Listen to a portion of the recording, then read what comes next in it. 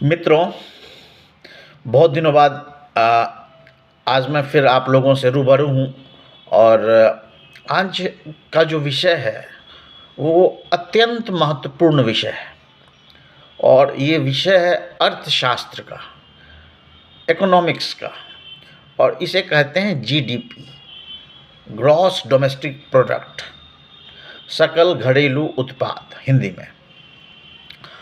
तो जैसे हर चीज़ का एक नाप तौल होता है, एक मेज़रमेंट होता है। जैसे अगर समुद्र की गहराइयों को नापना है तो वो हम लोग फैथम में नापते हैं। हमारे बॉडी का टेम्परेचर है वो फ़ारेनहाइट में नापते हैं।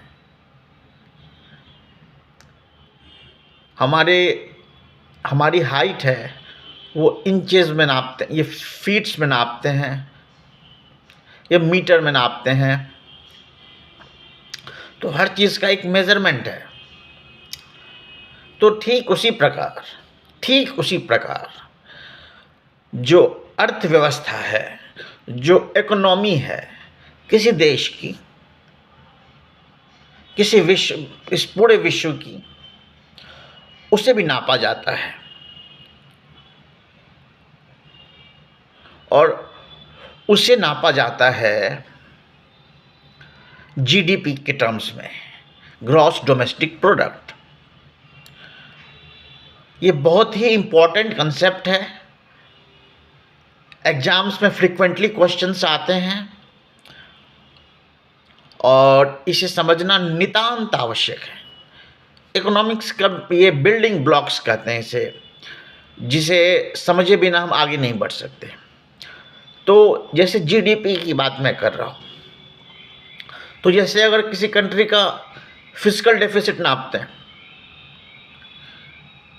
या हम लोग डेप्ट नापते हैं तो किसके रिलेटिव नापते हैं? तो जीडीपी के रिलेटिव नापते हैं। जैसे कि हमारे यहाँ एक एफआरबीएम है, fiscal responsibility and budgetary management act. उसने कहा है कि जो डेप्ट है, नेशनल डेप्ट है, वो 3% ऑफ जीडीपी से ज़्यादा नहीं होनी चाहिए। तो इसमें इसने क्या किया, फिस्कल डेफिसिट हम लोग नाप रहे हैं, मेज़र कर रहे हैं, but as compare to GDP, 3% of GDP. अगर मैं बोल दूँ जीडीपी इतना लाखों करोड़ रुपए है तो वो माइंड को समझाना मुश्किल है। पर मैं अगर बोलूँ कि 3% ऑफ जीडीपी तक रखना है तो वो एक एक्सेसिबल फिगर हो जाता है, समझने में आसानी होती है, समझने में सुविधा होती है। तो जीडीपी इज़ एन इंडिकेटर, इस रूप से भी इसका प्रयोग किया जाता है। जीडीपी एज ए मेजर, इस रूप से भी प्रयोग किया जाता है। तो अब आखिर जीडीपी की डेफिनेशन मैं आपको बतलाता हूँ। GDP is the market value of all goods and services produced in an economy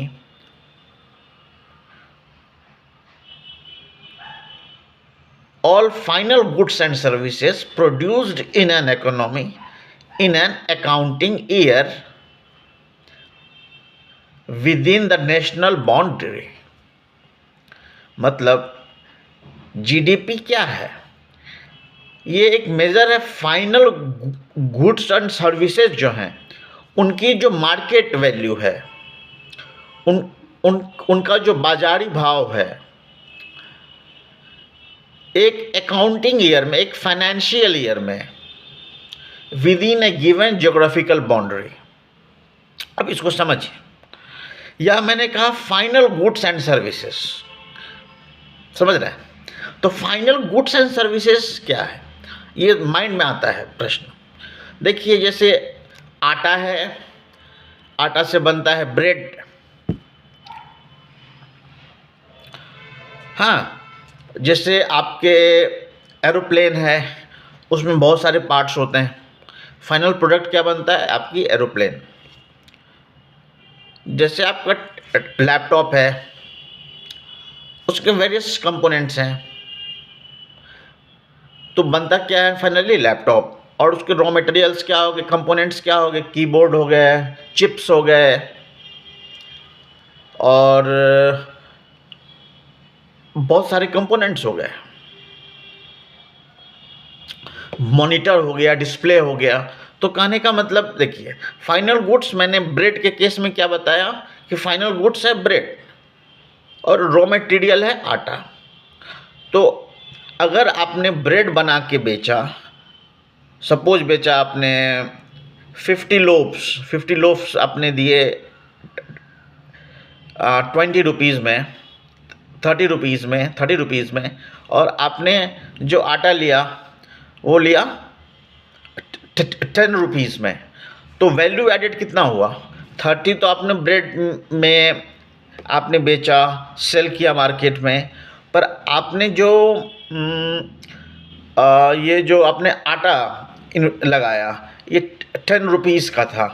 तो अगर मैं 2 बार गिन लूँ तो एक बार तो आटा को जोड़ूंगा, फिर जीडीपी के कैलकुलेशन में, और फिर ब्रेड को जोड़ूंगा। तो जो अनभिज्ञ है, जो नितांत नहीं जानने वाला है, वो आटे को भी जोड़ देगा और ब्रेड को भी जोड़ देगा।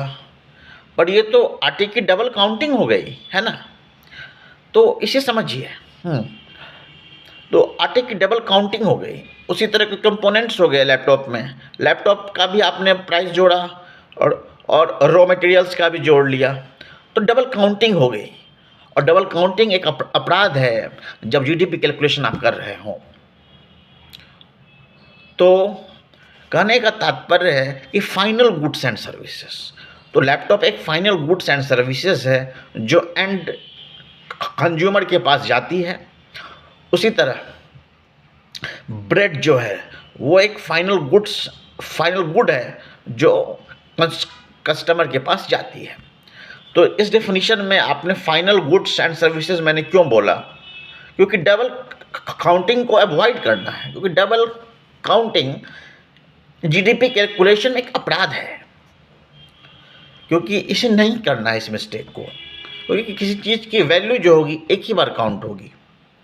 अब जैसे मैंने ये भी कहा कि गिवन ए डोमेस्टिक एरिया अंडर ए गिवन टेरिटरी, किसी देश की भौगोलिक सीमा के अंदर जो कैलकुलेशन होता है उसे हम लोग जीडीपी कहते हैं। वो एक देश की जो सीमा है, जैसे भारत है, भारत की सीमाएं जहाँ हैं उसके अंदर जो भी प्रोडक्शन हो रहा होगा तो उसे जीडीपी में काउंट किया जाएगा। अगर जापान की कोई कंपनी जैसे टोयोटा है, सुजुकी है, अगर ये हमारे देश में आके फैक्ट्रीज खोलती हैं, एफडीआई की चर्चा बाद में होगी, वो एक नितांत अलग विषय है। तो अगर कोई फैक्ट्री खुलती है हमारे देश में जापान की टोयोटा कंपनी द्वारा, या साउथ कोरिया की कोई कंपनी ले लो, आप सैमसंग ले लो, उसके द्वारा, तो वो एक हमारा जो भौगोलिक सीमा है उसके अंदर आ गई। क्योंकि जापान ने, साउथ कोरिया ने फॉर एग्जांपल इंडिया में अपनी फैक्ट्री खोली, फैक्ट्री में होगा प्रोडक्शन, तो वो जो प्रोडक्शन है, वो जो उत्पादन हो रहा है, वो एक सीमित बाउंड्री में, इंडियन बाउंड्री के अंदर हो रहा है, भारत की सीमा के अंदर परिचालित हो रहा है, तो ये जीडीपी में आएगी। पर अगर कोई भारतीय नागरिक या अगर कोई भारत की कंपनी जापान में इन्वेस्टमेंट कर रही है, जापान में अपनी फैक्ट्री खोली है, तो वो मित्रों गौर कीजिएगा, वो जापान की जीडीपी में तो आएगी, पर भारत की जीडीपी में नहीं आने वाली। समझ रहे हैं?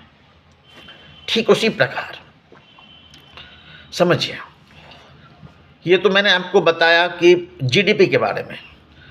तो अगर हम समझें कि जीएनपी क्या है, ग्रॉस नेशनल प्रोडक्ट, तो अगर भारत की कोई कंपनी या भारत का कोई नागरिक, उसकी इनकम हो रही है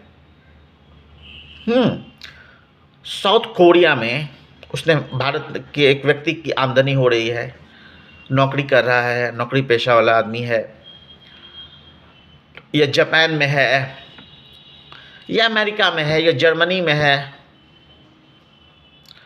तो वो भारत की जीएनपी में आएगी, क्योंकि इंडियन सिटीजन के द्वारा वहाँ पे उत्पादन किया जा रहा है, पैसों का लेन देन हो रहा है, एक्सचेंज ऑफ मनी हो रहा है, प्रोडक्शन हो रहा है, तो वो भारत के जीएनपी में आएगा। जैसे आप हमारे देश की बहुत ही प्रतिष्ठित उद्योग घराना है टाटा का। टाटा जैसी प्रतिष्ठित उद्योग घरानों ने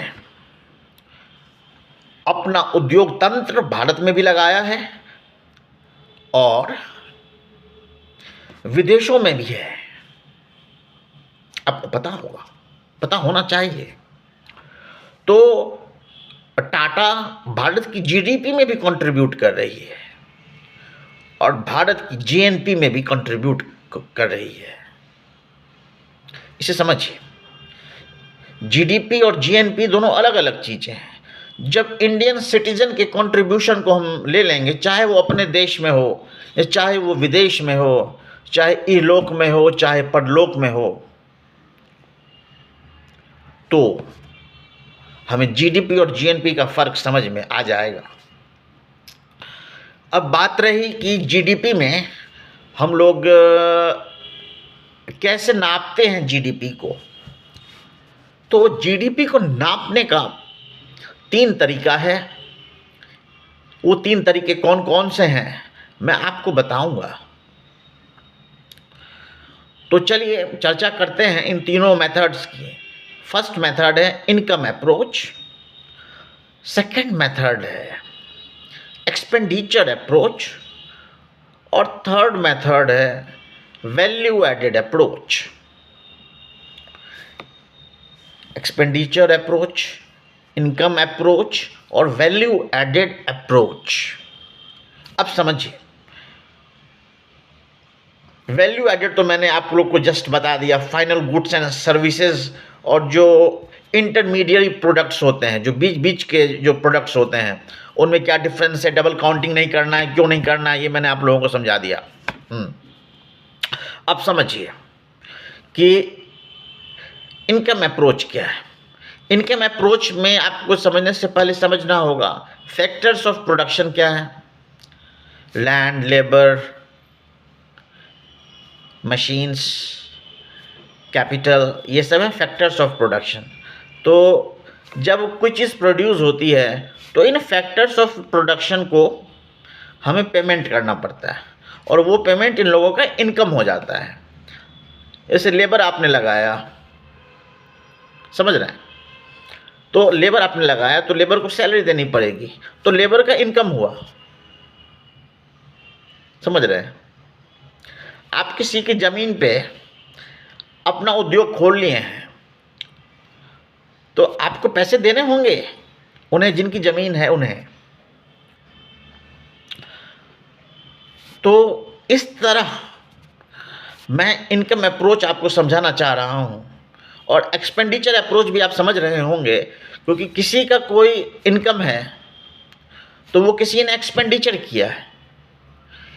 समझ रहे हैं? अगर मैंने एक्सपेंडिचर किया, मैंने खर्चा किया, तो वो किसी का इनकम बन गया। ये नितांत सत्य है। और वैल्यू एडेड अप्रोच मैंने बता दिया आपको इन तीनों का फॉर्मूला है। जब हम लोग आएंगे और वाइट बोर्ड पे मैं डिस्कस करूंगा इन चीज़ों को, फिर जब मैं डिटेल में क्लास लूँगा तो ये टॉपिक एक क्लास में ख़त्म होने वाला नहीं है और लगभग 2-3 सेशन लगेंगे इसे ख़त्म करने में। तो मैं ये बता रहा था कि इनकम अप्रोच, एक्सपेंडिचर अप्रोच और वैल्यू एडेड अप्रोच, ये तीनों हैं, तीनों के फार्मूलाज हैं, सिंपल से फार्मूले हैं, वो मैं आप लोग को समझा दूंगा। मौका मिला तो मैं निश्चित समझाऊंगा। तो अब देखिए, एक बात और है, प्रोडक्शन हो रहा है तो जीडीपी बढ़ रही है, प्रोडक्शन घट रहा है तो जीडीपी घट रही है। आखिर उत्पादन होना चाहिए, उत्पादन एक मूल मंत्र है जीडीपी का। तो जैसे मैं कहूँ, आप समझिए गौर से, मैं एक एग्जाम्पल के थ्रू आप लोगों को समझाना चाहता हूँ। तो जैसे मान लीजिए कि किसी वस्तु की कीमत, किसी वस्तु, जो वस्तु आपको पसंद हो, किसी वस्तु की कीमत है 4 रुपये और वो इस साल फैक्ट्री से निकली कितने क्वांटिटी में, 500 यूनिट्स, और वस्तु की कीमत है 4। तो कितने हो गए, जब आप इन्हें मल्टीप्लाई करेंगे होंगे तो ये होंगे 2000 रुपीज़। 500 इंटू 4 2000। अब मान लीजिए कि अगले साल भी आपने 500 ही प्रोड्यूस किया, हाँ, और आपने प्राइस बढ़ गई, 6 रुपीज़ हो गई। पिछले साल 4 रुपीज़ थी और इस साल वही यूनिट्स 500 यूनिट्स मैंने ही प्रोड्यूस किए और वो 6 रुपीज़ हो गई। तो 500 इंटू 6 कितने हो गए, 3000। तो पिछले केस में 2000 ऐड हुआ और इस केस में 3000 ऐड हो रहा है। एक सिंपलिस्टिक एग्जांपल दे रहा हूँ। तो पिछले साल 2000 ऐड हुआ, 2000 आ रहा था और इस साल आया 3000। तो देखिए, उत्पादन नहीं बढ़ा है, मुद्रास्फीति बढ़ गई है, इन्फ्लेशन बढ़ गया है। पिछले बार था 4 रुपीज़, इस बार हो गया 6 रुपीज़। यूनिट्स उतने ही प्रोड्यूस हो रहे हैं। पर आप बताइए, ये जो 500 इंटू 6 है ना, 3000 जो है, वह वो उसको बोलेंगे नॉमिनल जीडीपी, और 500 इंटू 4 जो 2000 है, इसे समझना पड़ेगा थोड़ा कि क्या है कि गुड्स तो हो रहे हैं प्रोड्यूस 500 ही, तो उत्पादन तो बढ़ा नहीं, जीडीपी तो बढ़ी नहीं, क्योंकि उत्पादन क्षमता से जीडीपी का एक डायरेक्ट लिंक है, डायरेक्ट कनेक्शन है। तो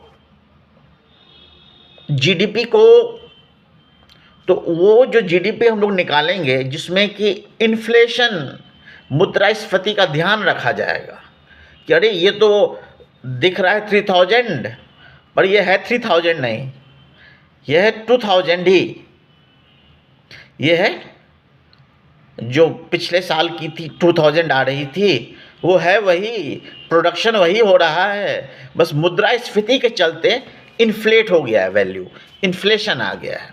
तो रियल जीडीपी हम लोग किसी खास साल को, जिसको कि बेस ईयर बोलते हैं, तो बेस ईयर को मान के कैलकुलेट करते हैं कि उस बेस ईयर में कितना प्राइस था। अगर बेस ईयर में 4 था और प्रोडक्शन कितना बढ़ रहा है हर साल, तो एक हुआ रियल जीडीपी, एक हुआ नॉमिनल जीडीपी। तो जब भी कोई पॉलिसी मेकिंग का काम होता है या जब भी बहुत सारे प्रोडक्शन को मेज़र किया जाता है, टोटल जीडीपी को कंसीडर किया जाता है, तो रियल जीडीपी को माना जाता है, रियल जीडीपी। और ये कंसेप्ट क्लियर हो गया होगा अब तक। तो अब मैं आपको एक बात, कुछ बातें डिस्कस करनी है, और जैसे कि देखिए कि सेकेंड हैंड है गाड़ी आपने खरीदी मार्केट से, सेकेंड हैंड कार आपने सेकेंड हैंड नैनो ले लिया, सेकेंड हैंड कुछ लोग मर्सिडीज़ भी लेते हैं, सेकेंड हैंड कुछ लोग BMW भी लेते हैं, बात दूसरी है। तो सेकेंड हैंड व्हीकल जब आपने लिया तो वो जीडीपी में ऐड नहीं होगी। क्यों नहीं होगी, प्रश्न है। और ये डिफिनीशन में ही मैंने क्लियर कर दिया है कि किसी खास फाइनेंशियल ईयर में जीडीपी कैलकुलेट की जाती है। तो ये जो सेकेंड हैंड कार मैंने लिया है, ये सेकेंड हैंड कार किसी फाइनेंशियल ईयर में प्रोड्यूस हुई होगी, 5 साल पहले, 10 साल पहले, 3 साल पहले, 4 साल पहले, 9 साल पहले, 8 साल पहले, पर प्रोड्यूस हुई होगी किसी न किसी फाइनेंशियल ईयर में। समझ रहे हैं? समझना जरूरी है। तो सेकेंड हैंड कार जो है वो जीडीपी में जब उसको बेचेंगे, हम खरीदेंगे, तो वो काउंट नहीं होगी। और क्या काउंट नहीं होगी? स्टॉक्स, ये जो फाइनेंशियल सिक्योरिटीज़ हैं, स्टॉक्स, बॉन्ड्स, डेरिवेटिव्स, ये सब काउंट नहीं होंगे जीडीपी में, क्योंकि इनका मूल्य तो है पर इनसे किसी चीज़ का उत्पादन तो नहीं हो रहा है डायरेक्ट रूप से, तो वो मेजर नहीं होगा। फिर अगर हम अपने घर में अगर अपने बच्चों के लिए, अगर माताएं घर में बच्चों के लिए भोजन प्रिपेयर करती हैं तो वो जीडीपी में काउंट नहीं होगा। पर अगर हमारे घर में आके कोई हेल्पर, कोई व्यक्ति, कोई हेल्पर, कोई मेड आके खाना बनाता है, घर की साफ सफाई करता है, रख रखाव करता है, तो वो जीडीपी में काउंट होगा, क्योंकि हमने वहाँ मॉनेटरी एक्सचेंज किया है, पैसों का लेन देन हुआ है। तो मित्रों इस बात को समझ लीजिए। और एक बात और मित्रों, कि घर में तो मैंने इतनी बातें बता दी, अब एक बात और कि ट्रांसफ़र पेमेंट, ये ट्रांसफ़र पेमेंट जो होता है ये भी जीडीपी में काउंट नहीं होगा। तो ट्रांसफ़र पेमेंट है क्या? देखिए, हम जब कोई चीज़ लेन देन करते हैं तो एक हाथ से देते हैं और एक हाथ से लेते हैं, पर ट्रांसफ़र पेमेंट में ऐसा नहीं है। ट्रांसफ़र पेमेंट वो है जो government poor section of people है या कोई स्पेसिफिक सेक्शन है जिसको गवर्नमेंट सिर्फ देती है, उसके बदले कुछ लेती नहीं है, वो है ट्रांसफ़र पेमेंट। तो वो उसमें भी समझ रहे हैं, एक्सचेंज नहीं हुआ, वन साइडेड एक्सचेंज हुआ ना, कि सरकार दे रही है आपको पैसे, हो सकता है आपको पढ़ने के लिए दे रही हो सकता है कि आपकी कुछ बेनिफिट के लिए दे रही हो, पर आपने सरकार को कुछ नहीं दिया उसके एवज में, तो उसे बोलते हैं ट्रांसफ़र पेमेंट्स। तो ये भी क्लियर हो गया होगा। तो मित्रों आज हमने ये कुछ मिसलेनियस फैक्ट्स भी देख लिए। अब हम समझेंगे डीमेरिट्स। देखिए, जीडीपी जो है, आप जितने बार भी मैकडोनाल्ड में जाएंगे, बर्गर किंग में जाएंगे, फास्ट फूड में जाएंगे, तो उतनी बार जीडीपी बढ़ेगी, क्योंकि मॉनेटरी एक्सचेंज हो रहा है, प्रोडक्शन भी हो रहा है, चाहे वो बर्गर का हो, चाहे वो पिज़्ज़ा का हो, चाहे वो सैंडविच का हो, पर प्रोडक्शन हो रहा है, मनी एक्सचेंज भी हो रहा है, पर अल्टीमेट कंज्यूमर कौन है? आप हैं। और अल्टीमेट सफरर कौन है? आप हैं। समझ रहे हैं बात की गहराइयों को? ख़त्म कीजिए जो मैं समझाना चाह रहा हूँ। तो ये जो है डिमेरिट्स हैं, जंगल में पेड़ कट रहे हैं, वो भी जीडीपी में जा रहा है। डिफॉरेस्टेशन हो रहा है, कोई कंपनी बैठ रही है ना, उसके बदले डिफॉरेस्टेशन हो रहा है जंगलों में, तो कोई कंपनी इस्टेब्लिश हो रही है वहाँ, तो भी जीडीपी बढ़ रहा है। हम हॉस्पिटलाइज हो रहे हैं, हमें कैंसर हो रहा है, फिर भी जीडीपी बढ़ रहा है, क्योंकि मॉनेटरी एक्सचेंज हो रहा है। तो मित्रों जीडीपी जो है, एक बोलते हैं ना, दो धारी तलवार है। डबल एज्ड स्वॉर्ड कहते हैं। तो यही सब था जो मुझे बताना था। तो अब आजकल एक बहुत ही इकोनॉमिक सर्कल्स में ये बातें चल रही हैं कि जीडीपी को एक होलिस्टिक, एक समावेशी नाप तौल, इकोनॉमी के नाप तौल का एक मेजरमेंट नहीं कहा जा सकता है। तो उसके बाद अब क्या आया है, उसके जीडीपी तो चल रही है, पर एक पैरेलल एक और इंडिकेटर है जो यूएनडीपी है। मेरे ख्याल से न्यूयॉर्क में है, मुझे भी एग्जैक्ट याद नहीं है, पर यूएनडीपी की एक फार्मूला है कि एचडीआई एक मेज़र है, ह्यूमन डेवलपमेंट इंडेक्स। ये एक होलिस्टिक व्यू लेता है जिसमें कि हम लोग 3 मेजर्स हैं, हम लोग सब बातें करेंगे, एचडीआई पे बातें होंगी और जीडीपी पे भी बहुत बातें करनी बाकी हैं।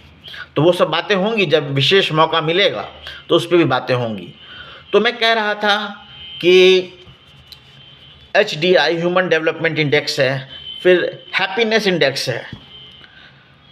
तो आखिर में हम कितना जीडीपी जो है एक होलिस्टिक मेजर नहीं है, जीडीपी एक हैप्पीनेस का मेजर नहीं है। ये हो सकता है कि कोई देश बहुत दुखी हो, बहुत उदास हो, बहुत सैड हो, बहुत ट्रेजेडी में हो, पर उसकी जीडीपी बहुत अच्छी हो सकता है, समझ रहे हैं। इसीलिए जीडीपी एक होलिस्टिक मेजर नहीं है।